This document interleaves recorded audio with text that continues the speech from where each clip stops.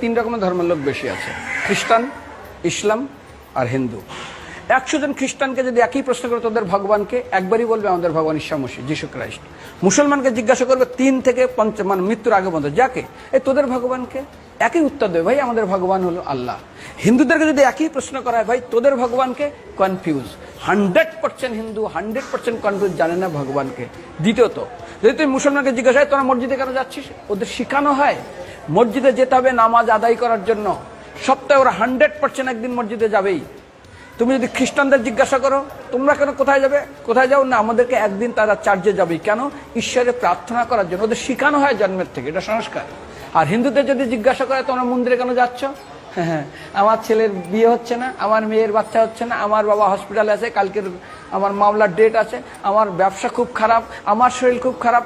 99.99 হিন্দু জানে না মন্দিরে কেন আসা উচিত, তাদের ভগবানকে মৃত্যুর পরে কোথায় যাবে। মুসলমানকে জিজ্ঞাসা করবে মৃত্যুর পর কোথায় যাবে, বলবে ভাই নামাজ রোজা যদি না করি দোজকে যাব, অর্থাৎ নরকে যাব।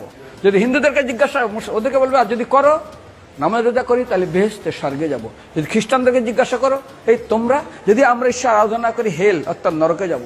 যদি বলা হয় যদি করো ঈশ্বর আরাধনা তাহলে তোমরা হেভেন স্বর্গে যাব। আর হিন্দুদেরকে বলে যে তোমরা মরার পরেই 99% হিন্দু এটাই বলে, মিথ্যাই বলে, আমার বাবার সাজ্ঞানে স্বর্গে গিয়ে বসেছে। তোর বাবা কি জমি কেনা আছে নাকি স্বর্গে?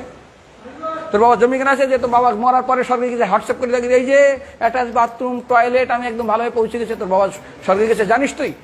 আরে মৃত্যুর আগে এত কষ্ট পায়, এত কিছু করে, মারার পরে আমার বাবা স্বর্গে গেছে।